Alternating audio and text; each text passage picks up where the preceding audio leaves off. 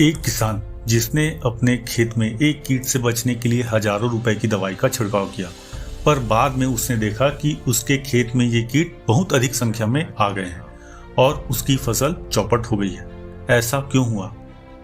भारत ऐसा देश जहां हर साल लाखों एकड़ भूमि में किसान धान की खेती करते हैं। फसल बोने के बाद कटाई तक किसान का खून पसीना इसमें लगा रहता है और विभिन्न प्रकार की समस्याओं का सामना करते रहना पड़ता है, जैसे विपरीत मौसम, पानी, फसलों में लगने वाली बीमारी, कीट। इन्हीं कीटों में से एक कीट है स्टेम बोरर या तना छिदक। ऐसा कीट जो हर साल भारत में लगाई जाने वाली धान की फसल में लाखों का नुकसान करता है और किसानों की खून पसीने की मेहनत को बर्बाद कर जाता है। ऐसा कीट जिसका धान की फसल में आना लगभग तय माना जाता है।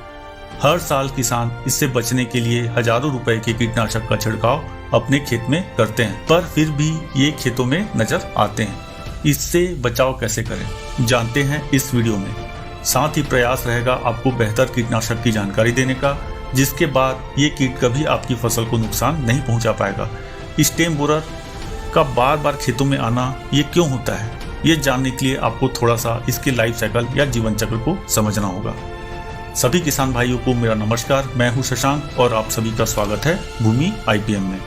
इस कीट का जीवन काल 50 से 60 दिनों का होता है, जिसमें ये एडल्ट नर या मादा दोनों हो सकते हैं। ये होते हैं जो आपके खेतों में आते हैं। ये आपको खेतों में उड़ते हुए नजर आ जाएंगे। 2 से 5 दिनों के अंदर इनकी मादा कीट धान की पत्तियों के ऊपरी भाग में अंडे देगी, जो आपको कुछ इस प्रकार दिखाई देगा। और आने वाले अगले 5 से 9 दिनों के अंदर इनका लार्वा में बदलने का समय आ जाएगा, जो अगले 20 से 35 दिनों तक आपके खेत में रहकर फसलों को नुकसान पहुंचाएंगे। जिसके बाद ये प्यूपा में बदलेगा और अगले 6 से 12 दिनों के बाद इसी में से एक नया एडल्ट, जो नर या मादा हो सकती है, निकल कर वापिस से ये जीवन चक्र का प्रोसेस शुरू कर देंगे। इस प्रकार ये लगभग 2 बार धान की फसल को नुकसान पहुंचा सकता है। इनका ये पूरा जीवन आपके खेतों में ही चलता रहता है, खासकर उन जगहों पर जहां पर साल भर में 2 से 3 बार फसल ली जाती है। वहां इनका फैलाव ज्यादा देखा गया है और बचाव के लिए हमें इसके लाइफ साइकिल को ही ब्रेक करना होगा। कैसे, ये आगे समझते हैं। लक्षण: कंसावस्था में प्रकोप होने पर आपको सूखे हुए पीले पड़े कंसे नजर आते हैं और गबोट अवस्था में सूखी हुई सफेद बाली, जिसे हम डेड हार्ट बोलते हैं, ये आपको दिखाई देते हैं। जिसके बाद हम कुछ भी कर लें, इस समस्या को ठीक नहीं कर सकते।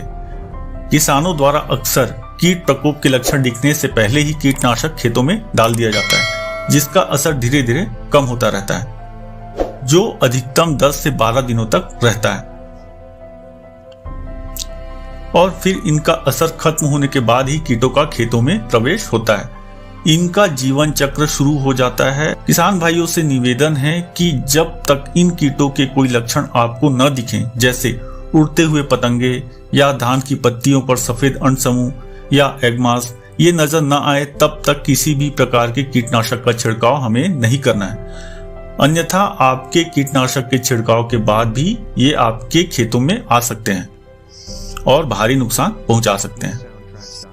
छिड़काव का सबसे सही समय होता है ये 2 से 5 दिनों वाला।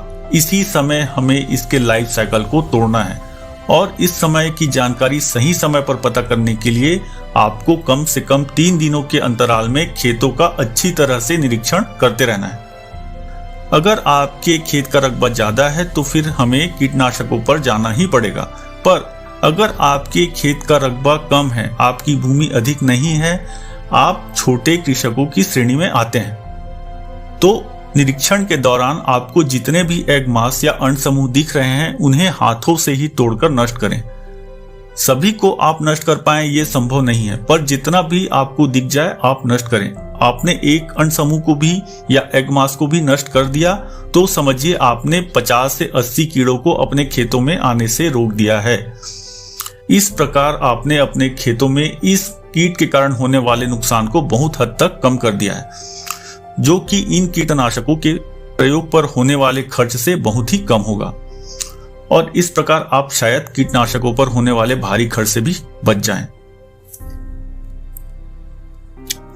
अब बात करते हैं उन किसान भाइयों की जिन्हें कीटनाशकों का उपयोग करना ही होगा। तो बात करते हैं कि कीटनाशक कौन सा लें और किस मात्रा में उपयोग करना है। किसान भाइयों, कीटनाशकों का उपयोग निर्भर करता है आपके फसल की अवस्था पर। पहला होता है इसमें वेजिटेटिव स्टेज। इस समय पौधे छोटे होते हैं और उनमें कण से निकलने की अवस्था होती है। ये स्टेज पौधों की कुल उम्र के 60 से 75 दिन पहले की होती है। इस समय हमें दानेदार कीटनाशकों का प्रयोग करना है। और सेकंड होता है रिप्रोडक्टिव स्टेज।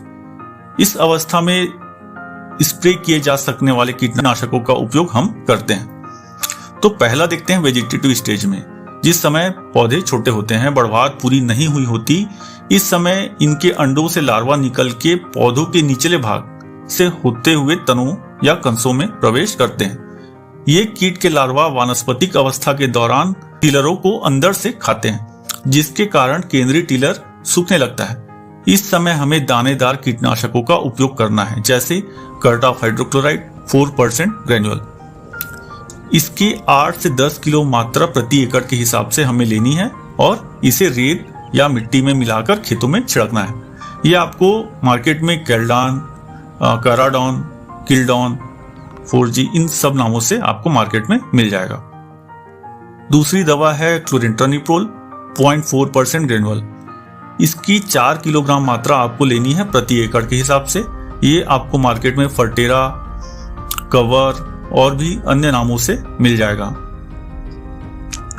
किसान भाई अक्सर इस प्रकार के दानेदार कीटनाशकों को यूरिया के साथ मिलाकर खेतों में डाल देते हैं, पर अच्छा ये है कि आप इसे रेत या मिट्टी में मिलाकर खेतों में छिड़काव करें, क्योंकि किसान भाइयों यूरिया का नेचर होता है पौधों को नरम करने का।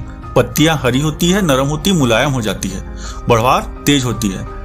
और इन सब कीटनाशकों का काम है पत्तों में या पौधों में कड़ापन लाने का।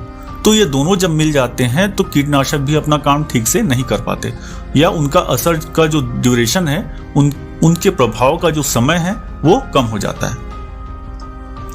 तो ये बात हो गई वेजिटेटिव स्टेज की, जिस समय हमारे पौधे छोटे हैं। सेकंड होता है रिप्रोडक्टिव स्टेज या प्रजनन का चरण।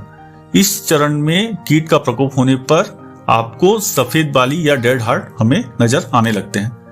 इससे बचने के लिए प्रजनन के चरण में हमें दानेदार दवा के स्थान पर स्प्रे वाली दवा का उपयोग करना है, जैसे क्लोरेंट्रानिप्रोल 18.5% SC।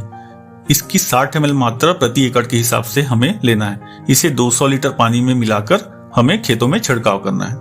ये आपको मार्केट में कोराजन, कवर और अन्य नामों से मिल जाएगा।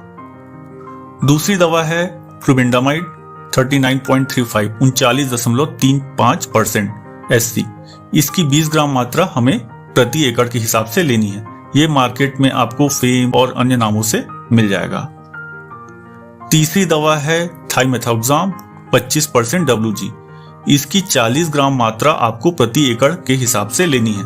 ये आपको मार्केट में इक्टारा, थेम, मैक्सिमा, वंडर-एक्स और अन्य नामों से मिल जाएगा। चौथी दवा है कर्टॉफ हाइड्रोक्लोराइड 50% SP। इसकी 400 ग्राम मात्रा आपको लेनी है प्रति एकड़ के हिसाब से और खेतों में उपयोग करना है।